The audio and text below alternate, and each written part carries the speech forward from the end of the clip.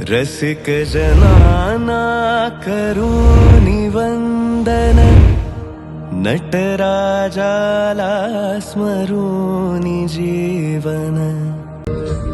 उगवली नवी पहाट नवी नृत्य करण्याने उभी. उगवली नवी पहाट नवी नवी अवतरली तारका नवी.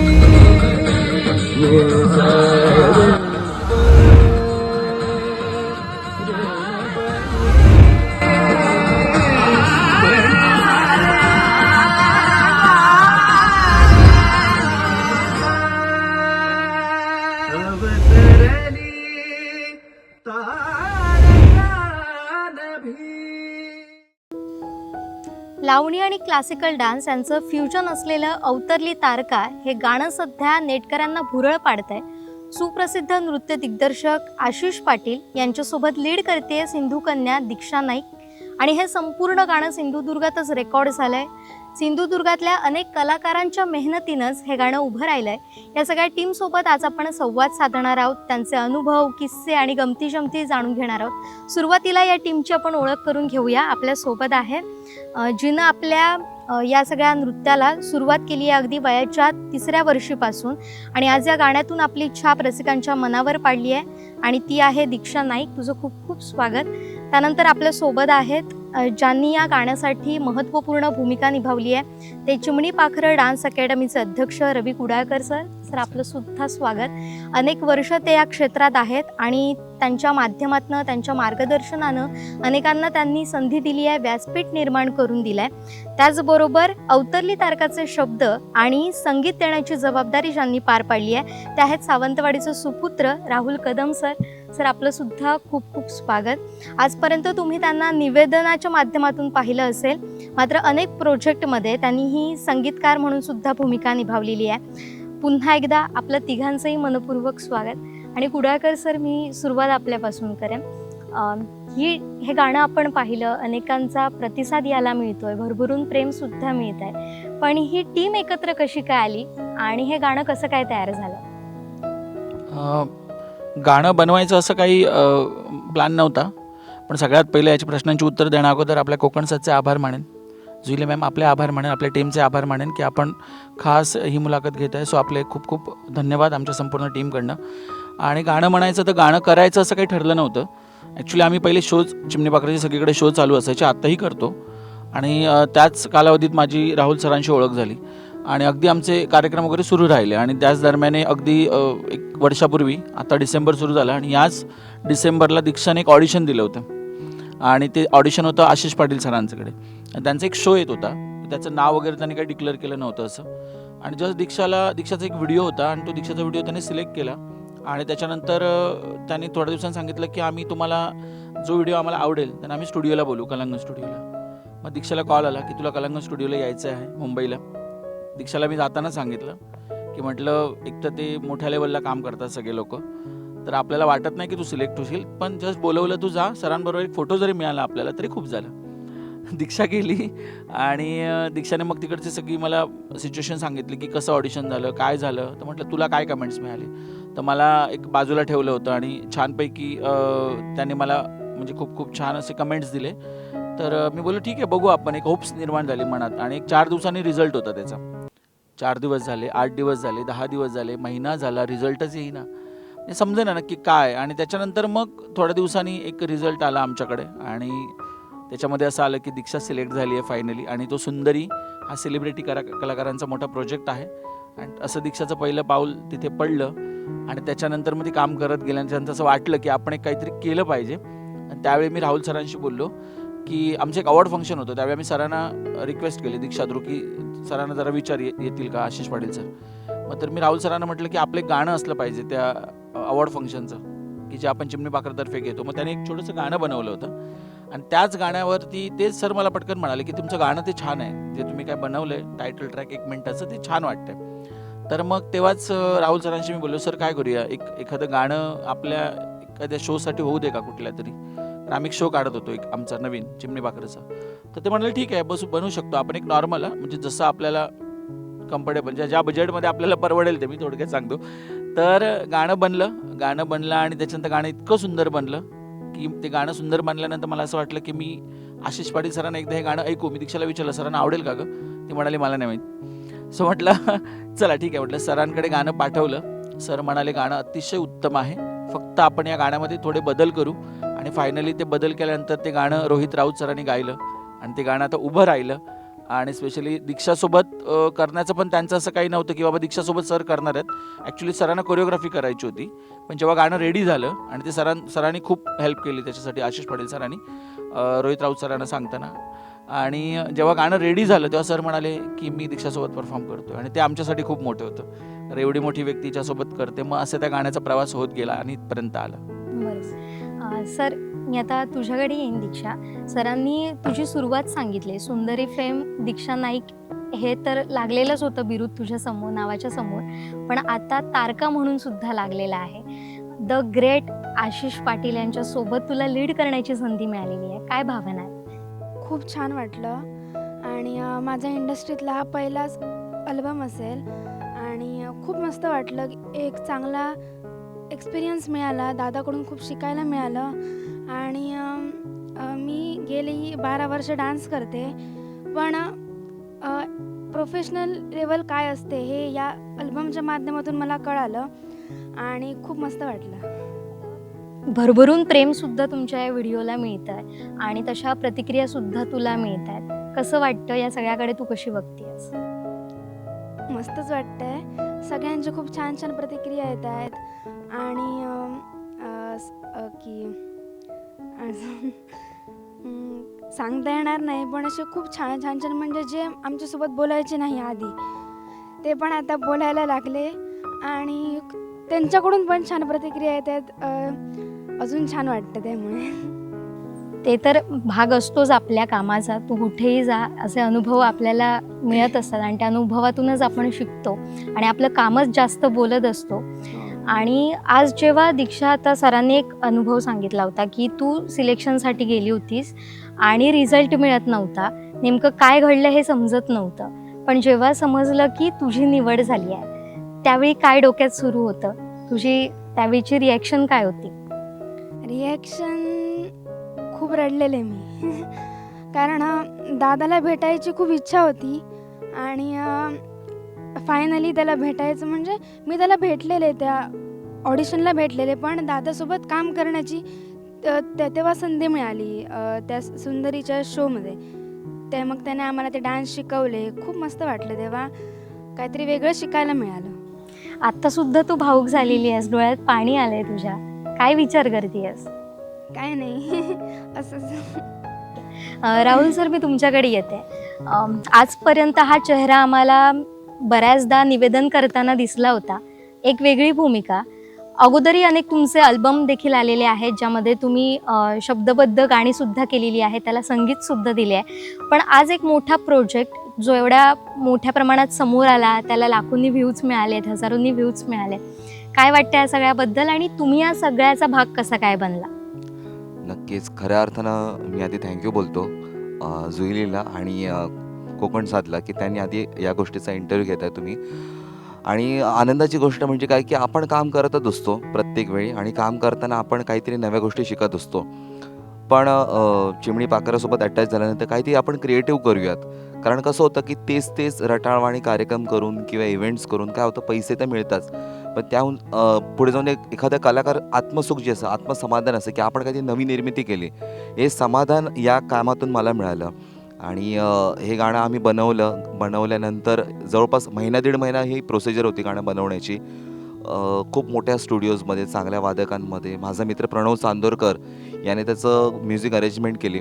तर हे गाणं बनवताना बऱ्याच गोष्टी शिकता आल्या, बऱ्याच गोष्टी नॉलेज अजून माझ्यामध्ये आलं आणि तो अनुभव खूप सुंदर होता तारकाचं गाणं करताना. आणि रोहितकडनं पण खूप गाणं म्हणजे काही शिकता आलं. आणि गंमत म्हणजे आमचा प्रोजेक्ट केल्यानंतर रोहित ज्या रियालिटी शोमध्ये गेला तो पण त्याने जिंकला, तो पण आमच्यासाठी अभिमानाचा भाग होता.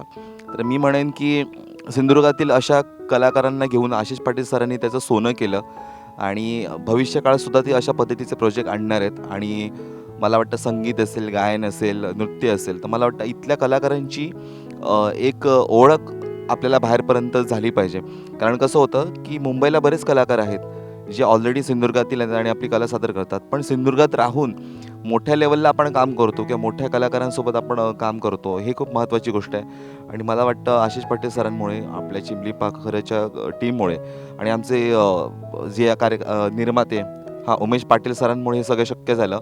त्यांनी बऱ्यापैकी या गोष्टीला फायनान्स उपलब्ध करून दिला. कारण या गाण्याचं चित्रीकरणसुद्धा सूरज राजपूत या मोठ्या DOPनी केलेलं आहे.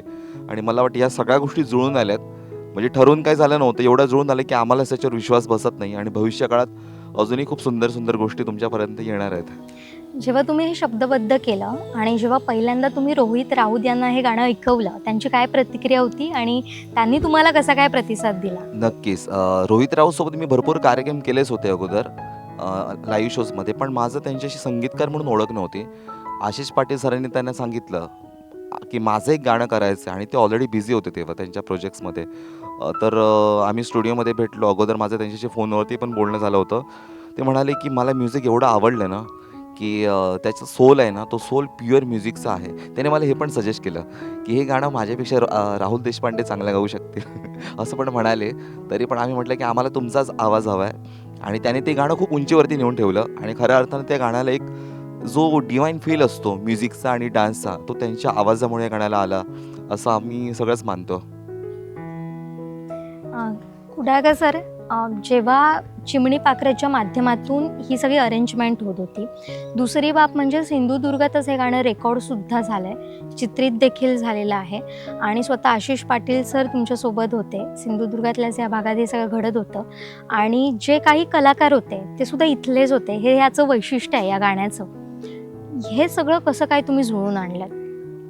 ज्यावेळी गाणं पूर्ण झालं आणि सरांचा मला कॉल आला, मी तेव्हा स्टुडिओला गेलो नव्हतो, राहुल सर होते, त्याच्यानंतर आपले गायक रोहित सर होते, आशिष पाटील सर होते, यांची पूर्ण टीम होती, प्रणव चांदोरकर वगैरे सगळे. मी इकडेच होतो कारण शो चालू होते. तर मला सरांचा कॉल आला जेव्हा गाणं रेकॉर्ड झालं, तर आशिष पाटील सरांचा कॉल आला की अरे यार रवी, खूप भारी झालं आहे सॉन्ग, जेव्हा हे सगळं रेडी होईल तू बघ, तुला खूप आवडेल. आणि सरांनी माझ्याशी सगळं बोलणं वगैरे झालं. तर नंतर मला एक खूप भीती वाटायला लागली की यार सरांना एवढं गाणं आवडलं खरं, पण आम्ही दीक्षाला घेतोय खरं आणि आम्हाला डान्सर तर इथले हवे सिंधुदुर्गातले. मग इन केस आता सर पटकन म्हणाले गाणं भारी झालं आणि तिकडचे डान्सर घेऊया किंवा मुंबईत शूट करूया, तर काय करायचं? कारण मला ते टेन्शन खूप होतं, कारण मला असं मनापासून वाटत होतं की हे गाणं सिंधुदुर्गातच शूट व्हावं आणि इथलेच कलाकार त्याच्यामध्ये असावेत. आणि नेमकं मी सरांना पटकन म्हणालो की सर मला म्हणाले की हे गाणं सिंधुदुर्गमध्येच शूट होणार, तुमचेच कलाकार असणार आणि सगळी तुमचीच टीम असणार, फक्त मी इकडनं सगळ्यांना घेऊन येईन जे जे आपल्याला महत्त्वाचे असतील. त्यांना म्हटलं सर थँक्यू. हा त्यांच्या मनाचा मोठेपणा ॲक्च्युली, कारण हे गाणं त्यांना त्यांच्या मनाप्रमाणे करायचं होतं आणि त्यांच्या मनाप्रमाणे करताना त्यांनी हे गाणं इथे केलं, हे आमचं भाग्य आहे. आणि हे गाणं अजून सांगायचं तर हे गाणं मंदिरात शूट झालं आहे आणि गाणं आहे नटराजाचं आणि जिथे आम्ही शूट केलं तिथे शंकराचं ते मंदिर आहे आणि हे आमच्यासाठी खूप महत्त्वाचं होतं. त्याच्यामुळे असा तो प्रवास घडत गेला या गाण्याचा. आणि अजूनही माझा हाच प्रयत्न आहे. मी सरांना पण म्हटलं की आत्ता इकडची जी मुलं आहेत ती करिअर करण्यासाठी मुंबईत जातात. माझं थोडंसं वेगळं प्लॅन आहे डोक्यात चालू, की आम्ही असं ठरवतोय की तिकडचे लोक आहेत ना ती इथे यावे आणि इथे एक इंडस्ट्री उभी राहावी. आणि हा इंडस्ट्रीतला पहिला प्रयोग इथे झाला, याच्या पुढेही 10 प्रयोग अजून होतील आणि हे आम्ही करत राहणार. आणि इथे तुम्हाला करिअर करण्यासाठी लोक सिंधुदुर्गात पण येतील, हे लवकरच दिसेल. ह्यालाच धरून मी पुढचा प्रश्न विचारेन. आज आपण बघतोय की अनेक कलाकार हे सिंधुदुर्गाच्याच भूमीतले आहेत, पण ते इथं थांबत नाहीत, ते मुंबईचीच वाट धरतात, पुण्याचीच वाट धरतात. ही जर परिस्थिती बदलायची झाली, आता हा तुमचा एक छोटासा प्रयोग झाला, त्याला अनेकांनी साथ दिली, त्यामुळे तो उभा राहिला. पण हे पुढेपर्यंत घेऊन जायचं असेल आणि ती इंडस्ट्री इथेच निर्माण करायची असेल तर तुमच्यासमोरची चॅलेंजेस काय असतील? तुमच्या डोक्यात या संबंधीचे काही प्लॅन आहेत का? ॲक्च्युली सरांनीच मला आयडिया दिली, आशिष पाटील सरांनी. त्यांची असिस्टंट आहे शाल्मली मॅम, तर ती पण माझ्याशी बोलले त्या मॅडम, की त्याने म्हटलं की तुमच्याकडे इथे ना खूप कलाकार छान आहेत, जसे दीक्षा तसे अजून पण कलाकार छान आहेत, तुम्ही प्रॉपर ट्रेन करा, आपण जास्तीत जास्त कलाकार इथलेच घेणार आहोत आणि इथेच काहीतरी करणार आहोत. आणि सर मला स्पेशली स्वतः म्हणाले या सगळ्यांसमोर, आणि मला तुझी खूप गरज आहे आणि तू मला साथ दिली पाहिजेस तिकडे आल्यानंतर. तर मला हे खूप बरं वाटलं, का कारण इथे जर हे उभं राहतंय ना, तर आज जी लोक मुंबईमध्ये जाण्याची स्वप्न पाहत आहेत ना, ते लोक सिंधुदुर्गात येऊन पण स्वप्न पाहतील. आणि हे झालं ॲक्च्युलीमध्ये. आत्ता हा प्रोजेक्ट पहिला उभा राहिला, सगळं पूर्ण म्हणतात, तुम्ही पण म्हटलात की ह्याची जी पूर्ण सगळं जे जुळलेलं आहे ना ते सिंधुदुर्गशीच जुळलेलं आहे अल्बमचं. आणि असंही आपल्याला पुढे सुद्धा दिसेल. नेक्स्ट अल्बम पण जो पुढे येईल तो सिंधुदुर्गमध्येच होईल, सिंधुदुर्गातलेच कलाकार असतील आणि याच्यामध्ये जी अजून कोणी कलाकार असेल ती खूप मोठी कलाकार असेल कोणतरी. त्याची दिसेल. उत्सुकता आम्हाला नक्कीच लागून नक्कीच, राहिलेली नक्कीच. आहे. पण आता सर, जसं आपण पॉझिटिव्ह बाबी ऐकल्या, आता कुठलंही मोठं काम करायचं झालं, शिवधनुष्य उचलायचं झालं, तर आव्हानं सुद्धा तेवढीच असतात. तुमच्या समोरची आव्हानं काय होती? अगदी तिघांनाही हा माझा प्रश्न. सगळ्यात मोठं आव्हान जेव्हा हे सगळं पूर्ण झालं की बाबा सॉन्ग रेडी झालं, मग सॉन्ग आता ते लोकांसमोर आणायचं, मग त्याच्यासाठी पैसा कसा उभा करायचा, हे सगळ्यात खूप मोठं होतं. कारण हा अल्बम जेव्हा तुम्ही बघता तुम्हाला असं कुठेही वाटत नाही आहे की ह्या अल्बममध्ये कुठेतरी बाबा थोडंसं ॲडजस्टमेंट करून केलं, असं काही नाही. जे प्रॉपर, जसं की सरांनी म्हटलं, सूरज राजपूत ज्यांनी नखरेवालीसारखं, गुलाबी साडी या गाण्यांसारखी गाणी शूट केली आहेत. राऊत सर आपल्याला माहितीच आहेत, मोठे गायक आहेत आणि आता तर खूपच मोठे झालेत. आशिष पाटील एवढ्या मोठ्या लेवलवरती काम करतात इंडस्ट्रीमध्ये. मग हे सगळं ह्यांना घेताना ह्या गोष्टी पण तेवढ्याच खूप खर्चिक होत्या. कारण इथे सगळं ते करणं, त्या लोकांना इथे घेऊन येणं किंवा त्यांच्याकडनं ते सगळं करून घेणं, आणि ते आपलं चिमणी पाखराचं जरी असलं तरी सरांनी एक गोष्ट मला अजून एक छान सांगितली की ही गोष्ट आपण एक आपली टीम म्हणून करतोय. पण तरीसुद्धा मोठा प्रश्न होता की पैसा कसा उभा करायचा. पण त्याच्यात एक मोठं एक नाव घेईन, जसं की मगाशी म्हटलं, उमेश पाटील सर. त्यांनी फक्त आपल्या सिंधुदुर्गातल्या मुलांसाठी, मुलींसाठी सगळं त्यांनी सांगितलं की जे काय असेल ते मी करेन. आणि आत्ताही अगदी मी 4 दिवसापूर्वी एक स्टेटस लावला होता एक कलेसंदर्भात, तर त्याने मला मेसेज केला स्वतःहून की मी आहे, तुम्ही टेन्शन घेऊ नका, आपण करू अजून.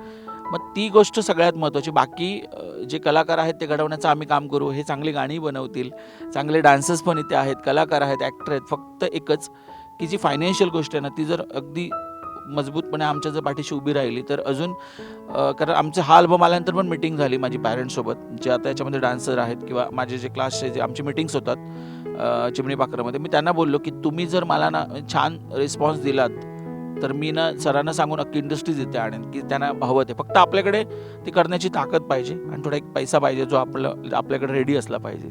आणि ते नाकारू शकत नाही कोण, ते पाहिजेच, तरच तुम्ही त्याच्यामध्ये भरपूर काही करू शकता. दीक्षा, मी तुझ्याकडे येते. जेव्हा तू हे गाणं रेकॉर्ड करत होतीस, आशिष सरांसोबत तुझं बॉन्डिंग आम्ही बघत होतो. अगदी ते गुरु शिष्याचं नातं, जसं हे शब्द आहेत त्या गाण्यामध्ये तसंच भासत होतं. किती वेळ लागला हे सगळं रेकॉर्ड करताना आणि त्यांच्याकडून तुला कशा प्रतिक्रिया मिळाल्या, तुझ्या डान्सविषयी असेल किंवा आणि काय? काही टिप्स दिल्या, काही सल्ले दिले? टिप्स आणि तो देत नाही, म्हणजे तो शिकवताना जे काय सांगेल ते. आणि दादाला मी आधी खूप घाबरते, म्हणजे.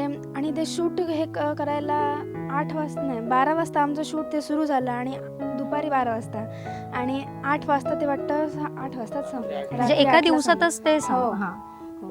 आणि भीती होती की दादासमोर कसा डान्स करायचा, म्हणजे तो एकदम प्रोफेशनल लेवलला, आणि माझं हे स्टार्टिंगच होती त्यामुळे खूप भीती वाटत होती. पण देवाच्या कृपेमुळे झालं सगळं नीट आणि खूप छान झालं सगळं. पण तू का घाबरतेस हे सांगितलं नाही.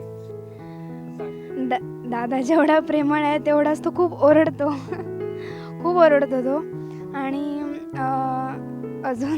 अजून काय सांगू शकत नाही. बरं, ठीक आहे. पण तो ओरडा कदाचित तुमच्याकडून काहीतरी चांगलं व्हावं यासाठीच असेल. तो प्रेमळ ओरडा असेल, एवढं कायम लक्षात ठेवायला हवं आपल्याला. राहुल सर, जेव्हा तुम्ही हे गाणं तयार केलं, त्यांच्यापर्यंत गेलं, तेव्हा ते रेकॉर्डिंगची आणि ही प्रक्रिया कशी काय होती, त्याला किती वेळ लागला?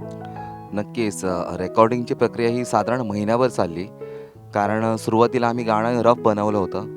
रफ बनवल्यानंतर मी आणि माझे मित्र प्रणव चांदोरकर जे म्युझिक अरेंजिंग करतात, त्याने मी शब्द ऐकवले. शब्दाच्या सगळ्या गोष्टींमधून त्या हळूहळू त्या शब्दांना आम्ही हे करत गेलो, म्युझिक बांधत गेलो. आणि म्युझिक बांधून झाल्यानंतर PR स्टुडिओ मुंबई येथे आम्ही सुरुवातीला क्यू ट्रॅक रेडी केला. त्याच्यानंतर रिदम सेक्शन, मेलोडी सेक्शन, त्याच्यानंतर बेस सेक्शन, अशा सगळीची रिदमची मेलोडीची प्रोसेस होती, ते आम्ही सगळी म्युझिकचं सगळं अरेंजमेंट करून घेतली. आणि यांना मी गाणं पाठवलं, त्यांना ती गाणं भरपूर आवडलं. त्याच्यानंतर गाणं एका वेगळ्या गायकाने गायलं होतं. ती गाणं ॲक्च्युली खरं सांगायचं तर ती गाणं आशिष पाटील सर म्हणाले की मला या गाण्याला रोहितचाच आवाज हवा, आणि रोहितच्या आवाजाने ते गाण्याला अजून ग्रेस आले. त्याच्यानंतर तो आम्ही रेकॉर्डिंग साऊंडिया स्टुडिओज अंधेरीला केलं. तिथे विनायक पवार म्हणून खूप मोठे रेकॉर्डिस्ट आहेत, त्या रेकॉर्डिस्टने ते गाणं रेकॉर्ड केलं.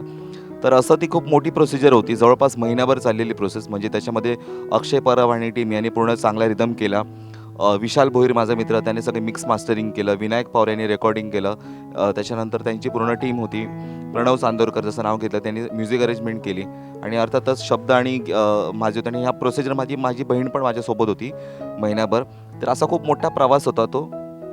आणि भविष्यात पण असं सुंदर काहीतरी गाणं अजून तुमच्यापर्यंत येईल अशी मी तुम्हाला गॅरंटी देतो. तर मला वाटतं की प्रेक्षकांनी ह्या गोष्टी आता ॲक्सेप्ट केल्या पाहिजेत. कारण कसं, सिंधुदुर्गामधून जर काही कलाकार नवीन निर्मिती करत असते तर त्या निर्मितीला तुमच्या प्रतिक्रिया नक्की आल्या पाहिजेत. म्हणून तुम्हाला सगळ्यांनाच सांगतो मी की नृत्य आशिष प्रोडक्शनवरती ते गाणं जाऊन तुम्ही एकदा पहा. ते गाण्याला तुमच्या सुंदर कमेंट द्या आणि लाईकसुद्धा करा. कारण हे गाणं आमचं नाही तर सगळ्या तुमच्या सर्वांचं आहे.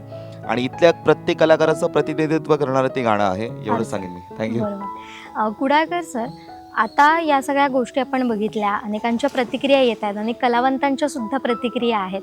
त्यातले काही किस्से आम्हाला ऐकायला नक्की आवडतील, ज्यांनी तुम्हाला फोन करून सांगितलं असेल, कौतुक केलं असेल, काही चुका पण दाखवल्या असतील. काय सांगाल याबद्दल? कौतुक खूप जणांनी केलं आणि खूप जणांना हे बरं वाटलं की मला बऱ्याच जणांचे मेसेजेस आले. म्हणजे मला सगळे चांगलेच मेसेज आले. हे माझं एक चांगलं होतं की एकही मला मेसेज असा निगेटिव्ह नाही आला. म्हणजे सगळ्यांना ते आवडलं का. मला ॲक्च्युली सगळ्यांनी मला पहिला मेसेज केला की ही तुमची इतक्या वर्षाची मेहनत आहे की जी तुम्ही उभी केलात आणि एवढ्या मोठ्या व्यक्तीसोबत तुम्ही हा अल्बम केलात, ही आधी तुम्ही जिंकलात इथे. दुसरी गोष्ट, जसं दीक्षा मगाशी म्हणाली की जे आमच्याशी बोलत नव्हते कधी काळ, मग त्यांचेही मेसेजेस आले आणि त्यांनीही खूप कौतुक केलं. आणि मोस्टली मोठ्या मोठ्या लोकांनी, खूप चांगल्या चांगल्या लोकांनी याचं कौतुक केलं की तुम्ही, अमृता खानविलकर मॅमनी खूप कौतुक केलं ह्या गोष्टीचं. कश्मीर महाजन, त्यांनी ॲक्टर आहेत मोठे, त्यांनी केलं. सगळे म्हणजे सरांसोबत जे असतात त्यांनी खूप लोकांनी खूप कौतुक केलं. आणि आपल्या सिंधुदुर्गात तर खूप लोकांनी कौतुक केलं. म्हणजे भरपूर लोकांनी, म्हणजे त्यांना असं वाटलं की यार इथे झालं पाहिजे असं काहीतरी. आणि असं आम्हाला खूप बरं वाटलं की चल आम्ही त्याच्यामध्ये करू. म्हणजे जेव्हा अल्बम ना मी पहिला पाहिला ना, सरांनी ज्यावेळी मला थोडंसं ते चेक करण्यासाठी पाठवलं होतं, सो मी तेव्हा माझ्या डोळ्यात खरं पाणी आलं. म्हणजे कारण मला इतकं बरं वाटलं की म्हणजे आशिष, आम्ही अजूनही विचार करतो की आशिष पाटील सर एका वेगळ्या लेवलची ती व्यक्ती, जी मोठ्या मोठ्या ठिकाणी काम करते जाऊन, ज्यांच्याकडे सगळे ॲक्टर, म्हणजे ज्यांनी हिंदी गाजवलं, मराठी गाजवलं, मोठे मोठे रियालिटी शोज केले, मोठे कोरिओग्राफर आहेत, एवढ्या मोठ्या लोकांसोबत काम करतात, संजय लीला भन्साली सरांसारख्या मोठ्या लोकांसोबत. मी म्हटलं ही व्यक्ती आमच्यासोबत काम करते, आमची मुलं त्यांच्यासोबत परफॉर्म करतात, दीक्षा त्यांच्यासोबत असते, त्यांच्या तोंडात आमची नावं असतात. हीच खूप मोठी गोष्ट आहे. आणि मला बऱ्याच लोकांनी सांगितलं की तुम्हाला म्हणजे जेवढी वर्ष तुम्ही काही मेहनत घेतलात ना, ते आत्ता तुम्हाला कुठे मिळायला सुरुवात झालं आहे. आणि 20 वर्ष गेली या सगळं करण्यात आणि आत्ता ते कुठेतरी मिळतं आहे. पण ते चांगलं आहे की ते सिंधुदुर्गसाठी काहीतरी चांगलं होतं. कारण आता जेव्हा पण दीक्षाचं नाव घेतात ना, ते लोक हिला काय म्हणतात, चेडू. आणि त्यांना माहिती आहे की कोकणची चेडू. सो सिंधुदुर्ग म्हटल्यानंतर आता ते 3 वेळा इथे आले. एकतर पहिल्यांदा अवॉर्ड फंक्शनला आले, सुंदरी आम्ही कुडाळमध्ये लावला होता त्यांचा पूर्ण सेलिब्रिटी कलाकारांचा शो, तेव्हा आले. आणि आत्ता 3रा वेळ अल्बमसाठी आले. मला आणि अजून त्यांना इथे येणं आवडतं आहे. हे आमचं खूप भाग्य आहे. कारण ते जेवढे इथे येत राहतील ना, तेवढे बाकीचे कलाकार पण इथे येतील. आणि एक मोठं काहीतरी नृत्य इंडस्ट्रीमधलं उभं करायला तरी मला आत्ता थोडंसं सोपं वाटतं इथे, कारण सरांमुळे. ती व्यक्ती जर, आणि अजून एक आवर्जून सांगतो, आशिष पाटील जिथे असतात, तुम्ही जर सरांनाही विचारा, वातावरण एवढं छान असतं. तुम्ही जर समोर कधीतरी, आता नेक्स्ट शूट लागेल, मी तुम्हाला नक्की बोलवेन तुमच्या टीमला, तुम्ही वातावरण बघा, त्या माणसाची काम करण्याची पद्धत बघा, तुम्हाला असं वाटणार नाही की ते एवढ्या मोठ्या लेवलला काम करतात. सेम आपल्यासारखं सगळं, पण काम करण्याची पद्धत एक सुपर डुपर. आणि ती व्यक्ती जर असेल ना, तर तुम्ही ह्या म्हणजे एंटरटेनमेंटमध्ये तुम्ही काहीही करू शकता जर तुमच्यासोबत आशिष पाटील सर असतील.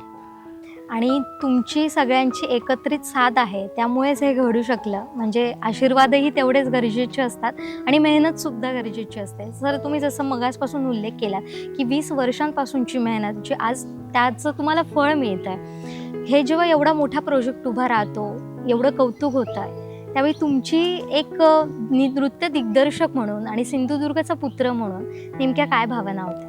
मला असं वाटतं की म्हणजे तुम्ही किती लेवलला काम करा, सगळ्यात पहिले देवाचे आभार माना, आपल्या आईवडिलांचे आभार माना, आणि जे आपल्यासाठी करतात त्यांना कधी विसरू नका. कारण आत्ता लोकांना अशी सवय झाली आहे की एक 2 वर्षात मोठे झाले की लगेच ज्यांनी उभं केलं त्यांनाच विसरतात. मग हे मला आवडत नाही. आता राहुल सर माझ्यासोबत 1-2-3 वर्ष शोज करतात, त्याच्या अगोदरपासून आम्ही ओळखतो. आणि माझी एक सवय आहे ना, मी ज्यांच्यासोबत काम करतो ना, आत्ता एका म्हणजे ठिकाणावरून मी काम करायला सुरुवात केली ना, तर 100 ठिकाणं जरी मी गाठत गेलो ना, तरी मला 30 लोकं लागतात. जसं की दीक्षा आता इतकी वर्ष माझ्याकडे 3 वर्षापासून येते, आत्ता अजूनही माझ्याकडे. आता माझ्या ग्रुपमध्ये ज्या मुली नाचत आहेत त्याच्यामध्ये सुद्धा अशा काही मुली आहेत ज्या 8-10 वर्ष माझ्याकडे अजूनही आहेत. मग मला ते एक म्हणायचं आहे की तुम्ही कितीही मोठे व्हा आणि सतत देवाचे आभार माना, कारण हे सगळं देव घडवतो, आपण काही करत नसतं. आणि आशिष वाडे सर पण नेहमी सांगतात हे देवाने घडून आणलेलं आहे, म्हणून आपण आज भेटलो. आणि त्यामुळे एवढं सांगेन की कुठल्याही किती लेवलला जरी आम्ही गेलो ना तरी त्यांची एक सवय, आणि दीक्षा पण म्हणते नेहमी, आम्ही रोज बोलतो, मी तिला सांगायची गरजच लागत नाही ॲक्च्युली, ती स्वतःच सांगते की नेहमी माणसाने ग्राउंड टू अर्थ राहावं आणि तसंच राहिलं पाहिजे. आणि भविष्यात कितीही मोठे जरी प्रोजेक्ट आले, आम्ही कितीही मोठ्या लेवलला अजून काम केलं तरी आम्ही नेहमी हे लक्षात ठेवू की आम्ही सिंधुदुर्ग कोकणची साधी लोकं आहोत, साधी माणसं आहोत आणि आम्ही तसंच राहणार नेहमी. हेच तुमचं मोठेपणा आहे. जसे तुम्ही तिघही आहात ते तसेच राहा आणि असंच यश मिळवत राहा. आता आपण आपल्या मुलाखतीच्या शेवटच्या भागाकडे येऊया. ही टीम आता खूप सुंदर झालेली आहे, त्याला यशही मिळतंय, पण भविष्यातले प्लॅन आम्हाला जाणून घ्यायचे आहेत. मगापासून अनेक किस्से पण आलेत किंवा अनेक मुद्दे पण आलेत की असे प्रोजेक्ट तुम्ही तयार करणार आहात, ते काय आहेत आणि ते नक्की कधी आम्हाला पाहता येणार? लवकरच पाहायला मिळेल. आत्ता पण दुसरा प्रोजेक्ट आमचा ऑलमोस्ट झाला आहे, सुरू झाला आहे. सरांसोबत पण त्याच्याबद्दल बोलणं झालं आहे, पण आता मी सगळं सांगणार नाही. पण आता हा नृत्य आशिष प्रोडक्शनला त्यांनी बघा एक गोष्ट की, आणि हा पहिला प्रोजेक्ट हे अवतरली तारका गाणं आहे त्यांच्या प्रोजेक्टला. ॲक्च्युली हे गाणं आम्ही एक शोसाठी बनवलं होतं. सरांना इतकं आवडलं की सरांना वाटलं की हे गाणं त्यांच्याकडे असावं. मी पण म्हटलं की सर हे गाणं तुमच्याकडे असावं, कारण हे गाणं जर त्या लेवलला गेलं तर खूप मजा येईल. त्याच्यानंतर सेकंड प्रोजेक्ट एक सरांचा वेगळा येतो आहे, आणि त्याच्यानंतर थर्ड प्रोजेक्ट हा मी पुन्हा एकदा घेऊन येतो आहे, ज्याच्यामध्ये आपल्याला आपल्या सिंधुदुर्गातील कलाकार दिसतील, दीक्षाही दिसेल, राहुल सर आहेत, आम्ही सगळेजण आहोत. एकत्र जी टीम आहे ती कंटिन्यू आहे. फक्त ते गाणं कोण गाणार, त्याच्यानंतर ते गाण्यामध्ये कोण काम करणार हे लवकरच आपल्याला कळेल. आणि पुढे जाऊनसुद्धा आता जिथे आपण आता इथे डान्सचे शो करतो बघा, मग आत्ता पुढे शो तुम्हाला असे पण दिसतील की इथे आशिष पाटील सर असतील, त्यांच्यासोबत आपल्या सिंधुदुर्गातील मुलं डान्स करताना दिसतील. दीक्षासोबत जी सुंदरीची टीम आहे ती पण आपल्याला भविष्यात इथे सिंधुदुर्गमध्ये परफॉर्मन्स करताना दिसेल मोठ्या मोठ्या शोला. आणि काही सेलिब्रिटी कलाकारसुद्धा आपल्याला फक्त खास नृत्यासाठी आपल्याला इथे आलेले दिसतील, आणि हे लवकरच बघायला मिळेल. सर, काय आवाहन कराल जाता जाता तुमच्या प्रेक्षकांना, तुमच्यावर प्रेम करणाऱ्यांना?